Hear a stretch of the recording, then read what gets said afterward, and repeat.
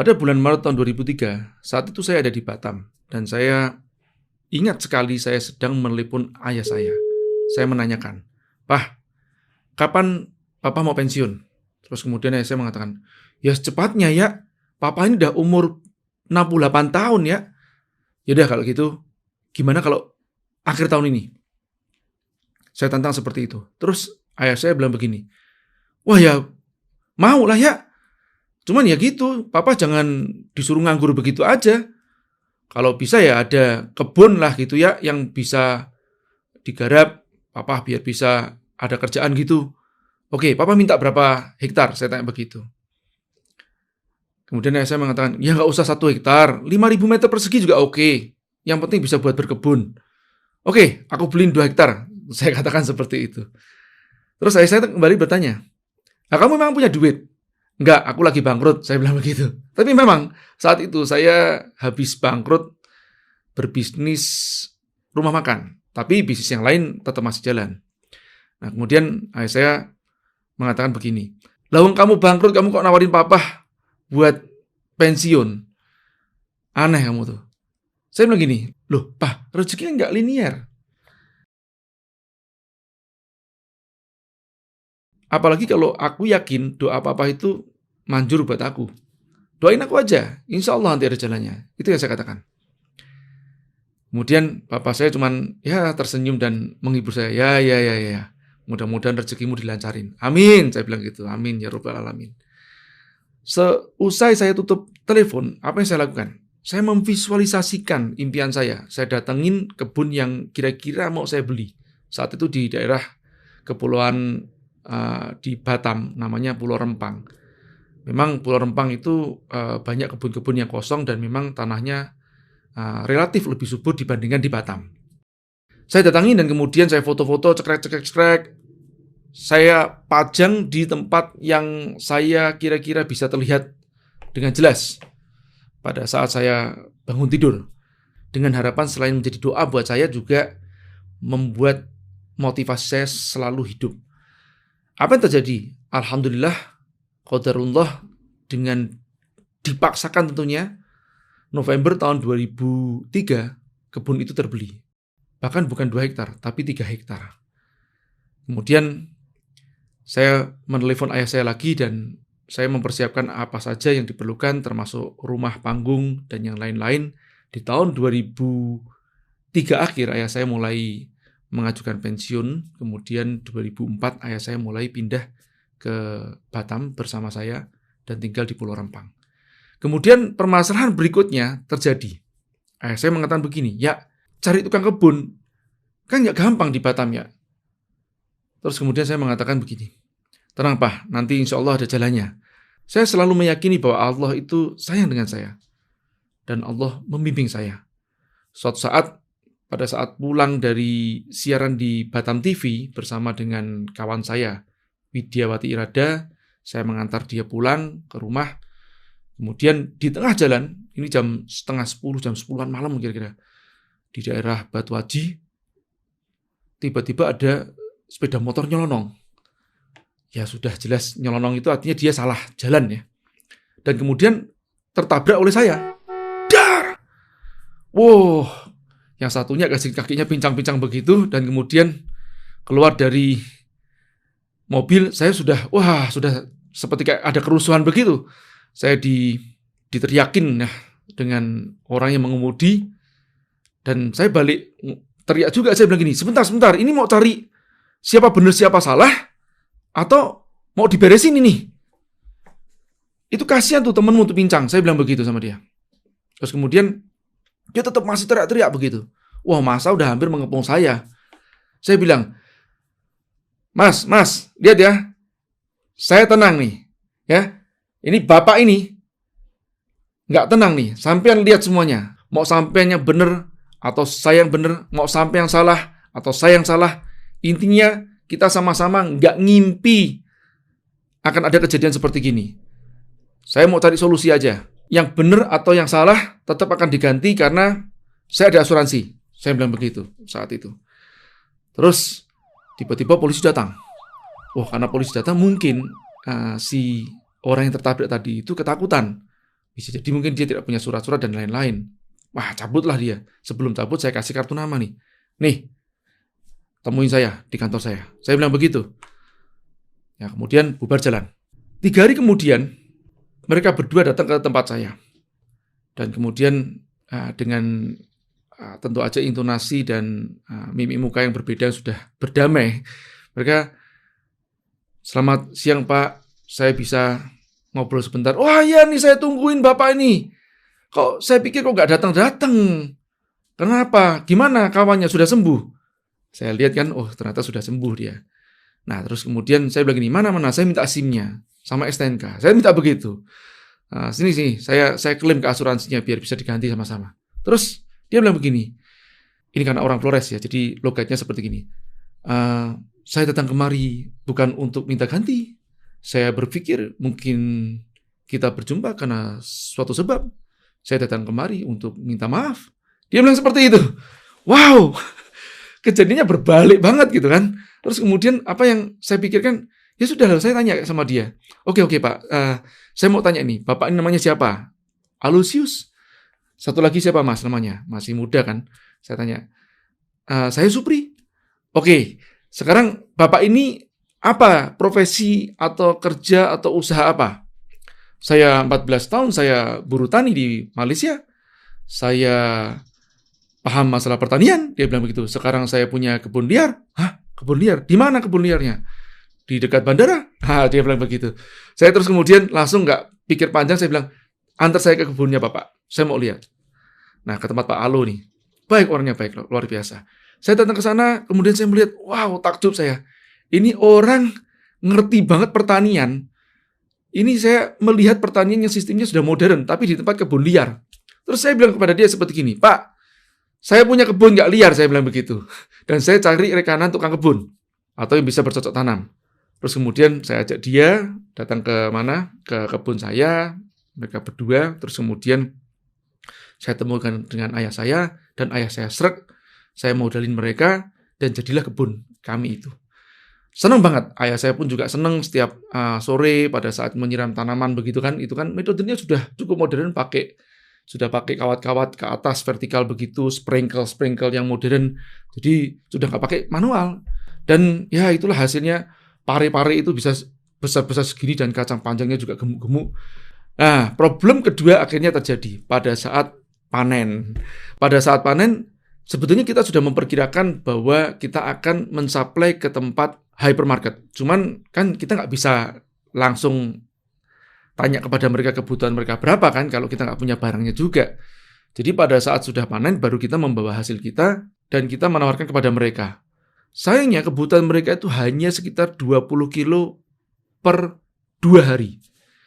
Nah, di sana pada saat itu ada hypermarket yang bernama DC Mall atau Diamond City Mall. Hypermart sendiri baru akan buka di sana. Supermarket yang lain apa? Yang berani membeli dengan harga yang cukup tinggi adalah Gilail. Permasalahannya adalah daya serap hypermarket di sana dan supermarketnya adalah sekitar 40 kg per 2 hari untuk pari dan kacang panjang.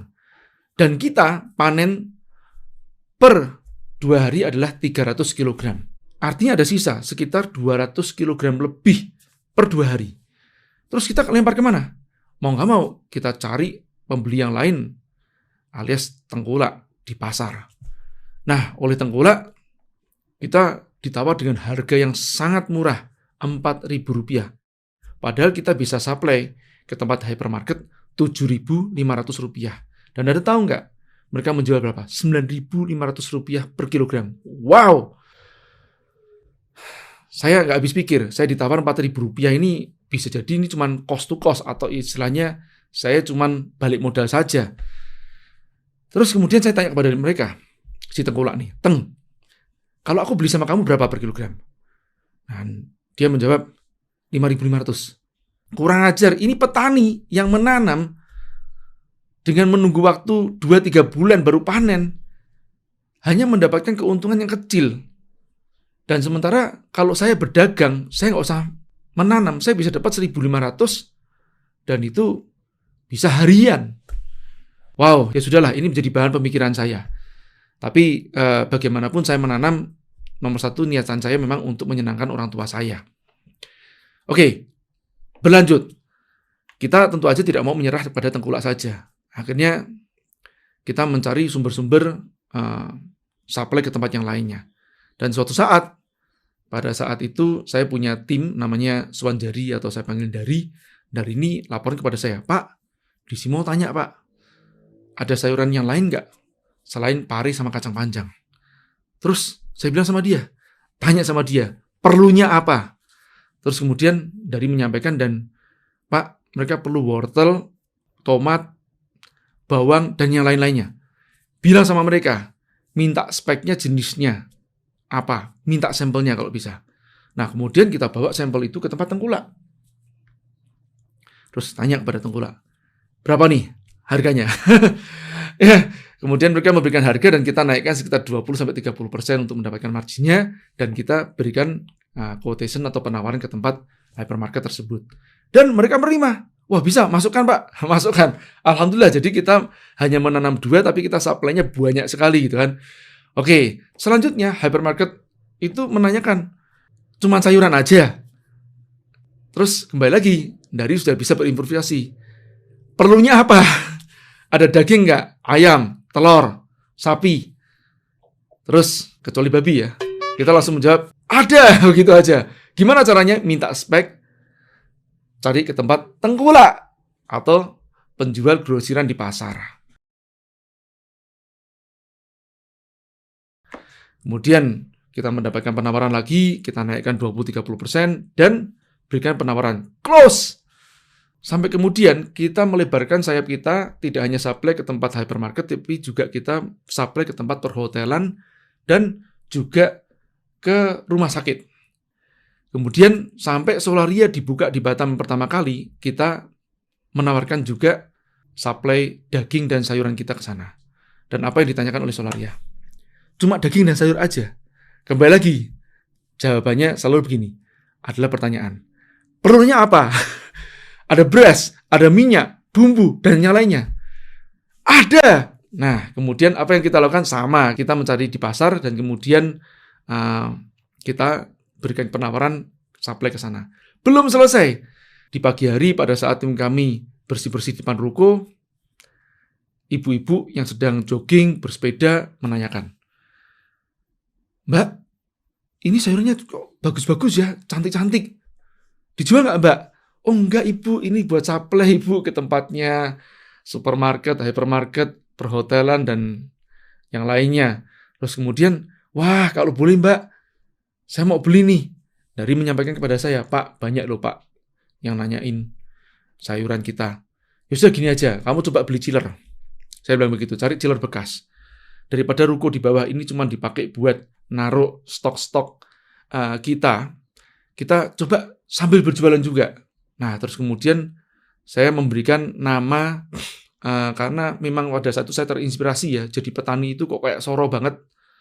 Kita ingin mensejahterakan petani, kita ingin memangkas jalur tengkulak itu. Terus kita namakan apa? The Farmer, petani, minimarket kita. Kemudian jadilah minimarket kita dengan ala kadar, beli rak-rak seadanya untuk bumbu-bumbu dan juga chiller-chiller untuk daging dan sayuran. Nah, cuman saya melihat nih, ada yang nggak beres gitu. Tapi saya nggak ngerti apanya yang nggak beres. Kemudian saya berpikir, wah saya harus cari konsultan retail nih. Saat itu belum ada Alfamart dan Indomaret di sana. Adanya adalah Circle K. Tapi saya melihat bahwa Circle K, layoutnya nyaman banget nih. Saya nggak ngerti sekali lagi, saya kepingin tahu. Dan saya cari tahu, pada saat itu saya mendatangi gudangnya Circle K dan kemudian saya mengatakan bahwa saya mau menanyakan tentang hal franchise-nya Circle K itu seperti apa. Awalnya memang niatannya seperti itu. Saya menanyakan tentang franchising fee-nya, kemudian royalty fee, kemudian persyaratannya, dan yang lain-lain. Nah, si GM ini bisa menjelaskan dengan sangat gamblang. Saya puas lah intinya. Kemudian ide saya berkembang nih. Saya menanyakan pada dia, Pak, Bapak 1 minggu kira-kira libur nggak Pak? Saya tanya begitu. Terus kemudian dia begini, oh iya Pak, saya 1 minggu biasanya sih libur Pak. Kenapa Pak ya? Bapak boleh nggak jadi konsultan saya bilang begitu. Saya punya minimarket nih. Saya tahu ini ada nggak beres, tapi saya nggak ngerti mana nggak beres. Saya bilang begitu. Terus kemudian dia menyetujui dan datang ke tempat saya di hari Sabtu dan Minggu. Terus ya setiap kali datang saya kasih uang saku lah buat beliaunya. Dan saya minta resep, Pak, apa aja nggak beres? Oh ya Pak, ini layoutnya, ini merchandisingnya, ini desain ininya.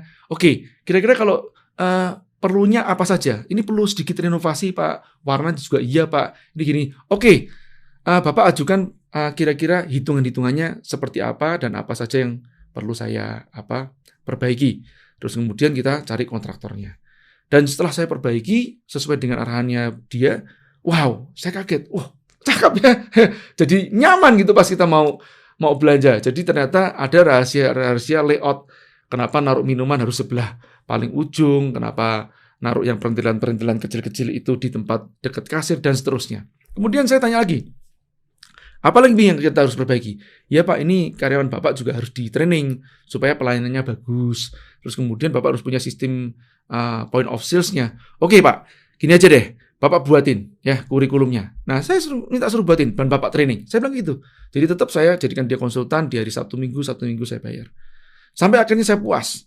Dan terakhir saya bilang begini, mau nggak Bapak jadi partner saya? Saya bilang katakan seperti itu. Nah, saat itulah saya membuat pengembangan bisnis yang lain, konsultan retail management.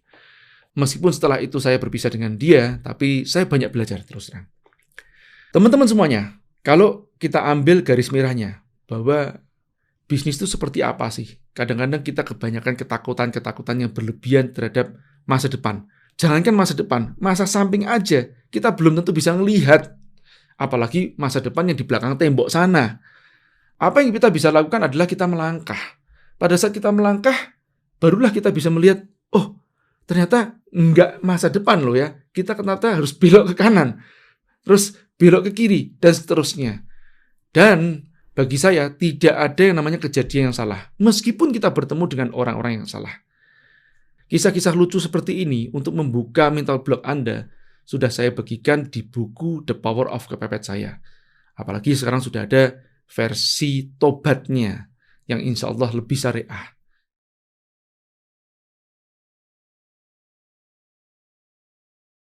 Silakan Anda baca dan temukan keberanian Anda di sana.